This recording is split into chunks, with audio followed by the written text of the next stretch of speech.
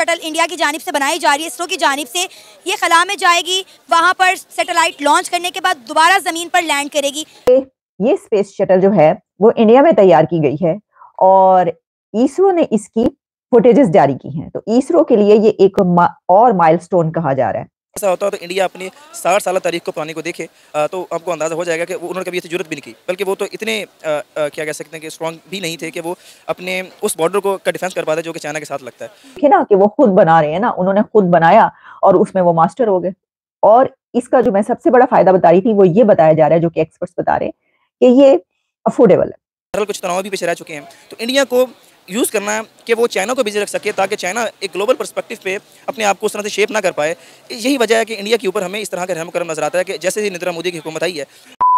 नमस्कार दोस्तों, इसरो ने एक रीयूजेबल रॉकेट लॉन्च किया है जिसका नाम पुष्पक विमान रखा गया है, जो कि सैटेलाइट लॉन्च करने वाला है और फिर नीचे आकर जमीन पर लैंड करने वाला है, जो कि भारत के लिए एक अचीवमेंट है। इस पर जो पाकिस्तान के लोग हैं उनका भी रिएक्शन आया है, उन्होंने क्या बोला इस पर आप देखिए इस वीडियो में।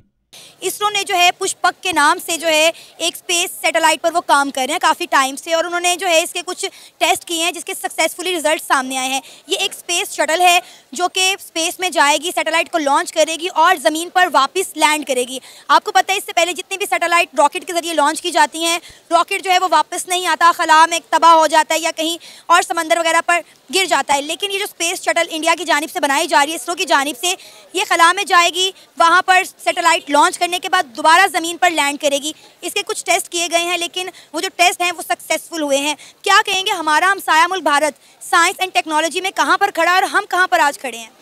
देखिए, बहुत शुक्रिया सवाल के लिए। मैं समझता हूँ कि इस चीज़ को समझने के लिए ये जानना ज़रूरी होगा कि इंडिया ऐसा कर कैसे पा रहा है। मैं इसमें कोई प्रो पाकिस्तानी होने के ज़रिए कोई ऐसा ओपिनियन नहीं देना चाह रहा। अगर हम जियो पॉलिटिक्स पर नज़र रखें ना, तो हम सबको पता है कि इस खिते के अंदर कभी भी इतना पोटेंशियल नहीं रहा है आफ्टर द कॉलोनाइजेशन कि ये इतने बड़े प्रोजेक्ट्स खुद ही कर पाता। अगर ऐसा होता तो इंडिया अपनी 60 साल तारीख को पुरानी को देखे तो आपको अंदाज़ा हो जाएगा कि उन्होंने कभी ऐसी जरूरत भी नहीं की, बल्कि वो तो इतने क्या कह सकते हैं कि स्ट्रांग भी नहीं थे कि वो अपने उस बॉर्डर को का डिफेंस कर पाते जो कि चाइना के साथ लगता है। जबकि पिछली दहाइयाँ यानी 2000 से पहले तक जितना हमारा पाकिस्तान का खिता था, आपको नज़र आता है कि इसके अंदर बहुत ज़्यादा पॉलिटिकल स्टेबिलिटी थी। हम भी बहुत प्रोजेक्ट्स कर रहे थे, स्पार्क को उसी के अंदर आ सका, और उसके अलावा हमने कुछ न्यूक्लियर प्रोजेक्ट्स भी किए, और अब इंडिया ऐसा कर पा रहा है। तो उसकी बुनियादी वजह यही है कि पहले पाकिस्तान अमेरिकन कम भी हुआ करता था, पाकिस्तान के ऊपर रहम करम था, इसलिए जितनी भी फॉरेन इन्वेस्टमेंट होती थी पाकिस्तान के अंदर होती थी। हाँ, हमारे यहाँ इस तरह उस मॉडल के थ्रू इन्वेस्टमेंट नहीं हो सकी जिस तरह इंडिया के यहाँ हो रही है। हमें पैसे मिलते थे ऑपरेशंस करने के लिए, मतलब हमने कोई एंटी टेररिस्ट ऑपरेशन किया, उसके मद में पैसे मिल गए, या इस तरह के कुछ कॉजेज़ को लेकर। अब वो एक्चुअली ये है कि अब चूंकि वो पहले तो अमेरिका को तेल चाहिए था, तो तेल के लिए पाकिस्तान एक बेस्ट ऑप्शन था कि अगर इराक पे हमला करना है तो पाकिस्तान इस बेस बन जाए, अगर अफगानिस्तान को इन्वेड करना तो पाकिस्तान एक बेस बन जाए। अब मामला ज़रा बदल गया है। अब चूंकि चाइना एक बड़ा हरीफ बन के उभर रहा है इस खिते के अंदर अमेरिका के लिए, इट इज़ वेरी इंपॉर्टेंट कि चाइना के ऊपर एक चेक एंड बैलेंस रखा जा सके। तो पाकिस्तान उसके लिए एक बेस्ट प्लेयर नहीं है, क्योंकि पाकिस्तान के कुछ ना कुछ बहरहाल फॉरन जो पॉलिसीज़ हैं वो चाइना की तरफ इंक्लाइंड है। That is why Pakistan is not the best option. तो India is the only option, क्योंकि इंडिया के बहरहाल कुछ तनाव भी पेश रह चुके हैं। तो इंडिया को यूज़ करना है कि वो चाइना को बिजी रख सके, ताकि चाइना एक ग्लोबल पर्सपेक्टिव पे अपने आप को उस तरह से शेप ना कर पाए। यही वजह है कि इंडिया के ऊपर हमें इस तरह का रहम करम नजर आता है कि जैसे ही नरेंद्र मोदी की हुकूमत आई है, वहाँ पर बेतहाशा इन्वेस्टमेंट हो रही है, और आपको स्पेस प्रोजेक्ट्स में भी इंडिया का बूम पकड़ता दिखाई देता है, ना सिर्फ यहाँ बल्कि वेपन इंडस्ट्री में भी।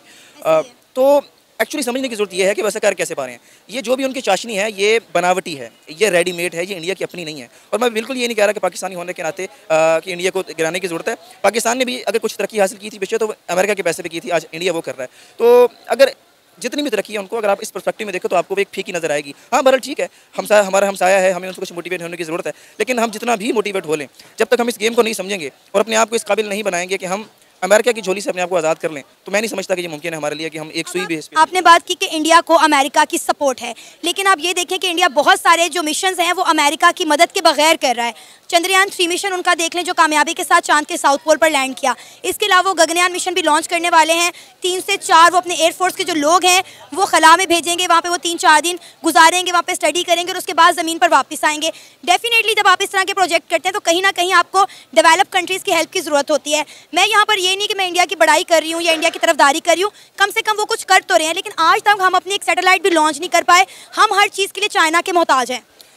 ये स्पेस शटल जो है वो इंडिया में तैयार की गई है और इसरो ने इसकी फुटेजेस जारी की हैं। तो इसरो के लिए ये एक और माइलस्टोन कहा जा रहा है कि पहले ही काफी कारनामे इसरो की तरफ से हमें देखने को मिल चुके हैं, जैसे कि चांद mission, solar mission, Aditya L1, Chandrayaan 3, ये तमाम मिशन हम देखते रहे हैं। और अब हमें ये पता चला है कि स्पेस शटल जो कि ये कहा जा रहा है कि ये पहली इंडिया की रीयूजेबल व्हीकल, और उनके अपने मुल्क में जो उनका एक नारा है, जो उनका एक आप कह सकते हैं कि प्लान भी है, और उस प्लान पे वो अमल करते हुए नजर भी आ रहे हैं, make in India, made in India, तो वो उन्होंने कर दिखाया है। और ये स्पेस शटल जो है इसको लॉन्च और फिर सक्सेसफुल लैंडिंग की फुटेजेस जारी की हैं इसरो ने। तो इसरो को बहुत बहुत मुबारकबाद, बिल्कुल इंडिया को मुबारकबाद देनी चाहिए। इसकी वजह यह है कि उन्होंने एक और कारनामा अंजाम दिया, और ये स्पेस की तरक्की का है। यानी ये जब हम स्पेस की बात करते हैं तो ये इंसानियत की बात है, ये कोई ये नहीं है। आपने देखा होगा कि मैं इस तरह के प्रोग्राम्स ऐसे टॉपिक्स नहीं लेती जिसमें कि किसी भी तरफ से, पाकिस्तान की तरफ से, इंडिया की तरफ से, यूएसए की तरफ से कोई असलहा, कोई नया वो बन गया है, गौरी 3 मिसाइल या बाबर या कोई भी, जिस तरफ से भी जो भी हो, मैं उसके ऊपर। लेकिन ये जो है ना स्पेस, क्योंकि असलहे के दौर में हम क्या क्या फायदा उसके ऊपर बात करने का, वो तो इंसानियत के लिए नहीं है। लेकिन जब हम स्पेस की बात करते हैं ना, तो इंडिया का स्पेस मिशन जो है वो सिर्फ उनके अपने लिए नहीं है, बल्कि इंसानियत के लिए। तो ये कमाल की जो है वो एक हमें नजर आई, और बहुत बहुत मुबारकबाद इंडियन गवर्नमेंट को, वहां के लोगों को, कि उन्होंने एक और कारनामा कर दिखाया 23 मार्च को। है जी, आप देख लें, अब 23 मार्च यौम पाकिस्तान है, और वहां पर जो है वो परेड शरेड हो रही है, और बहुत कुछ हो रहा है, उसके ऊपर भी बात करेंगे। लेकिन अभी जो है वो ये खबर, इसके ऊपर हम बात की लेते हैं। अच्छा, अब इसका नाम जो रखा गया है पुष्पक विमान, पुष्पक विमान जो है वो कहा जा रहा है कि रामायण से नाम लिया उन्होंने ये, और रामायण में लॉर्ड ऑफ वेल्थ को पुष्पक कहा जाता है, तो पुष्पक विमान इसका नाम रखा गया है। और उनके ये जो अपने मिशन के हर उसके नाम रखते हैं, और हमें नजर आता है कि ऐसी उसके पीछे कोई ना कोई आइडियोलॉजी होती है, बड़ी वो मतलब रिसर्च करके और उसके निकाल के इस तरह से करते हैं। तो लॉर्ड ऑफ वेल्थ इसको कहा जाता है, जिसका उसके ऊपर अब नाम किया गया। अच्छा, अब इससे फायदा क्या होगा? तो देखिए, एक तो ये बात बड़ी बात है कि आप एक देसी शटल जो है, स्पेस शटल बना के दिखा दें, आप आपके अपने ही लोग जो हैं वो ये बनाकर दिखा दें, बजाय इसके आप टेक्नोलॉजी दूसरे से लें, उनसे कहें। बहुत सारी जो आपको पता है कि नासा भी जो है कोलैबोरेशन करती है, बहुत सारे उसमें इवेंट्स में भी हमें वो पता चला कि वो मौजूद हैं, और जो भी होता रहा इस सिलसिले में। लेकिन ये जो है उन्होंने इसलिए अपना किया है कि, सही कहा किसी ने लिखा है, India is champion in space exploration. Exactly, कि इंडिया ने अब इस टेक्नोलॉजी में, रीयूजेबल व्हीकल टेक्नोलॉजी में मास्टरी हासिल की है। यानी देखे ना कि वो खुद बना रहे हैं ना, उन्होंने खुद बनाया और उसमें वो मास्टर हो गए। और इसका जो मैं सबसे बड़ा फायदा बता रही थी वो ये बताया जा रहा है, जो कि एक्सपर्ट्स बता रहे हैं, कि ये अफोर्डेबल है।